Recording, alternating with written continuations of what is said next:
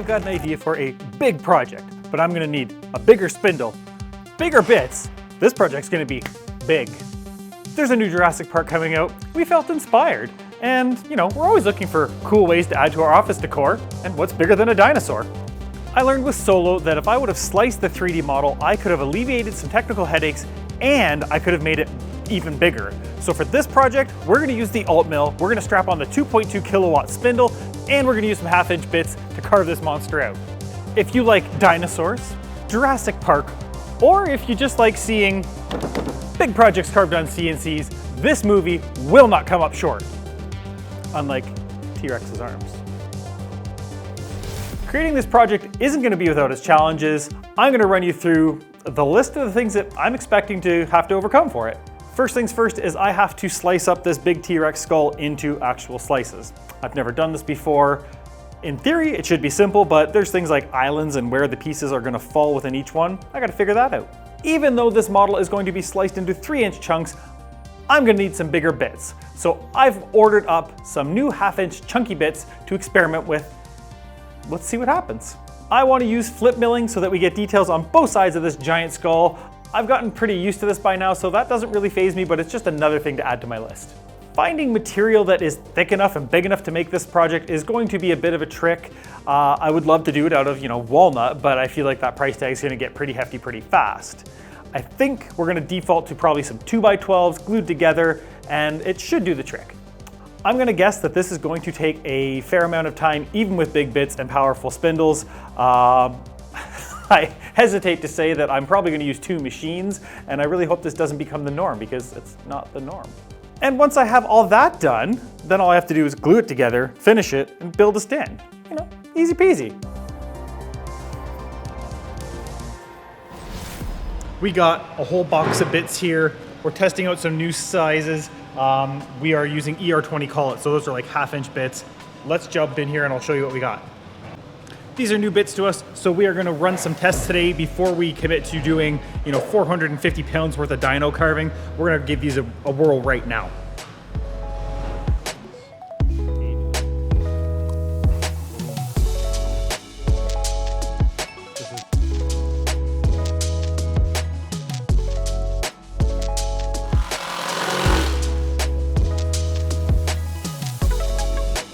I'm not sure yet, but I hate to say it, they might be too long. I'm gonna have to tinker with some things to see if I can actually get these to work, because at the end of the day, this has to be able to get to at least this high, right? And if we're comparing down there to up here, I'm gonna have to move some things around. We may not be able to use dust collection. That's what that may come down to, because if all of this gets in the way, I don't know. We're gonna go and have some fun, and we're gonna try things, and sometimes when you try new things, they don't work. If Johan's idea works, then I don't even have to do that. Sure. That's all right. There. So this area. Yeah, that area is gonna, for the first plunge, is gonna have the same overload. Would it really though? What if we just do this? Like we rough with either this guy or this guy, and then we start here.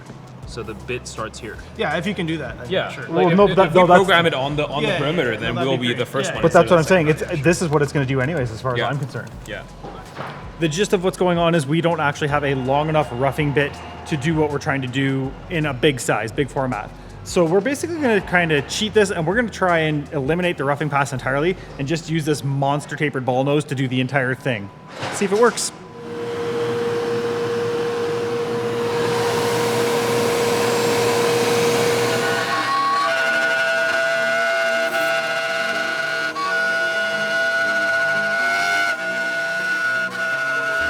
So,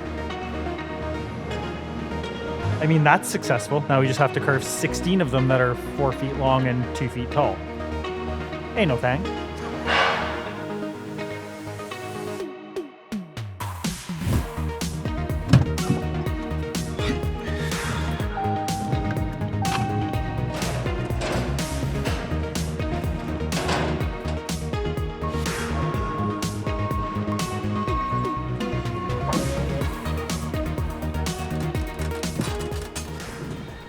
What about that one?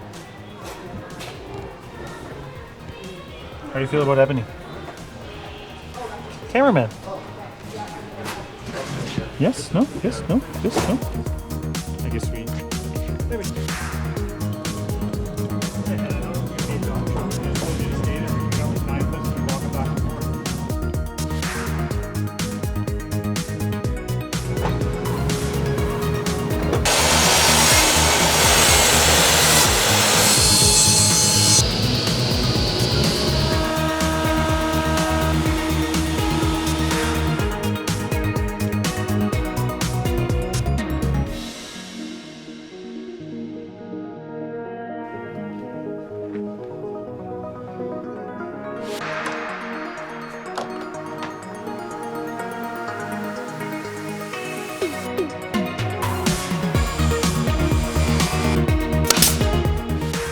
So while I was calculating these files, I've got things stretched out so big on here to try and maximize the material that there's going to be some spots where it actually breaks through. And because we're doing flip-sided milling, I want to make sure that the outside integrity of the board is kept together. So when I go to flip it, it doesn't all crumple, because then I won't be able to carve the backside. So just adding some supports around the sides, nailing it in. It's going straight into scrap. It doesn't matter. It's just to keep it strong.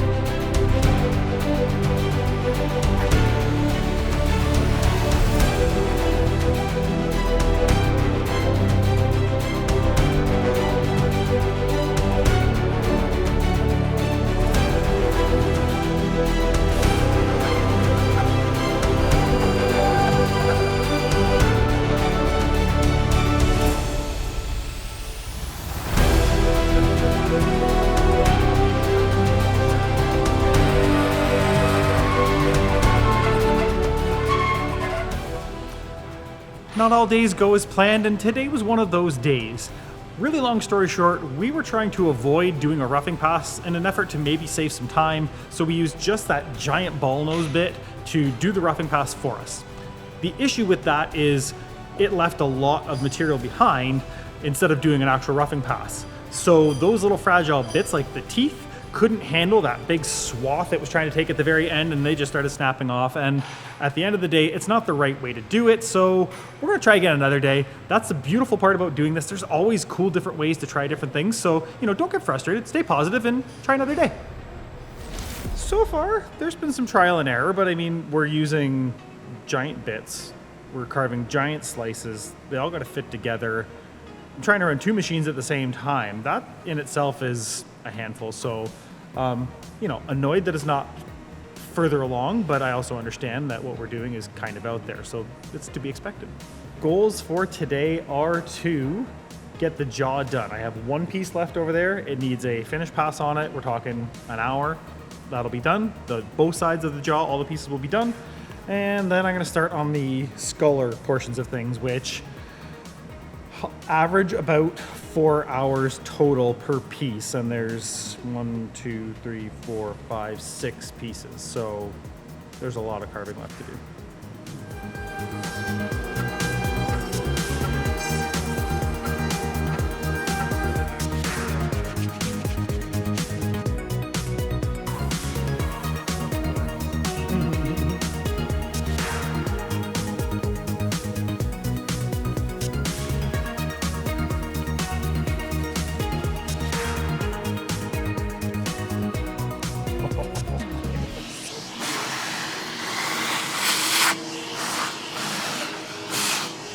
I'm pretty pleased for just a really quick and dirty test. The color's amazing. That's first and foremost, because stain's gonna not penetrate like this. And two, I don't know if you can catch it, there is texture to this now. All of these dark growth ring lines, they're actually raised up. So when you actually touch this, it has a cool texture to it now as well. So, I think I'm sold. I think T-Rex, is gonna get burnt.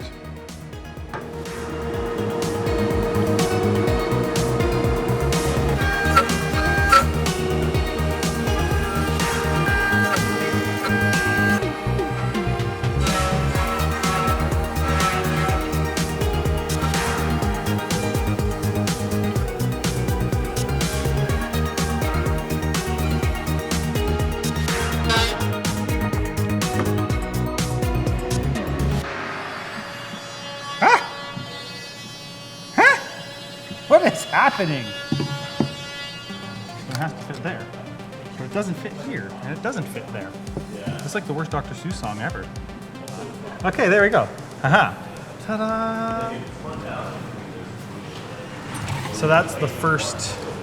Can I even hold this? So there's one half with a butchered piece. And then there's going to be another half that I have to figure out how to connect those together. Like that. Obviously I'm holding stuff. I broke them. It's much more awkward than it looks. No, it looks awkward, doesn't it?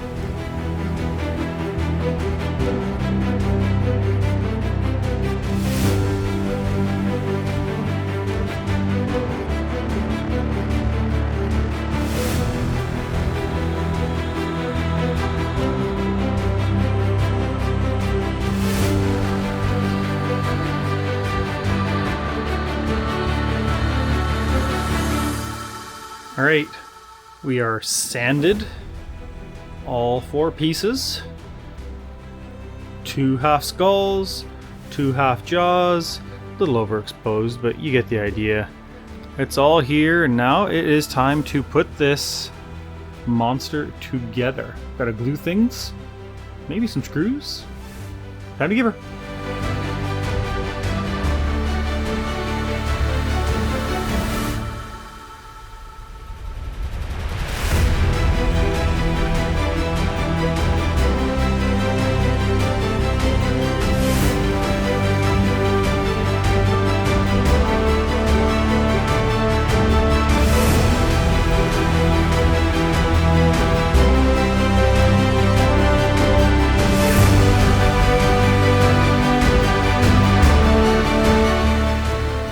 It's time to finish this beast. It's been one heck of a ride getting this far. Now I gotta make it look, extra pretty. So I could just clear coat it. That's kind of boring. I could just stain it. Not my style. I want to do a finish that's as extreme as Dino the Dino here. So I am going to burn him. I'm going to do a technique that's called Shosugi-ban. I probably said that close to right. We're basically going to char him and then use some wire brushes to brush off all the char, and you're left with this amazing color and texture to the wood that I think is going to make it look much more like a museum piece than just, a giant pine skull. So let's try it, and what's the worst that can happen?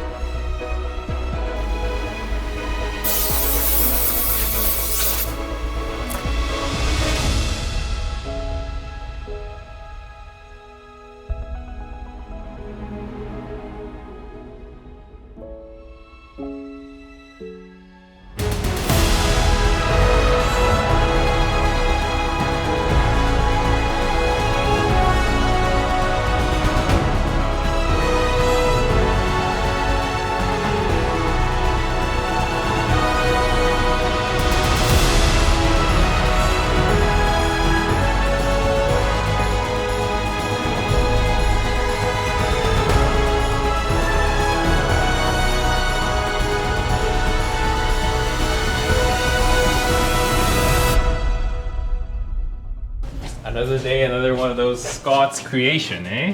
Okay, 1, 2. Oh! Me. Before coming in, I was gonna say, oh, it's smaller than I thought it would be, but this is, wow. That's not bad, eh? Yeah, that is genuinely not bad. I'm scared of just like putting my hand here because like it might just like close on me or something. So this is close to 1-to-1, right? It's the biggest skull ever found was 5 feet. This is 44 and a bit. Whoa!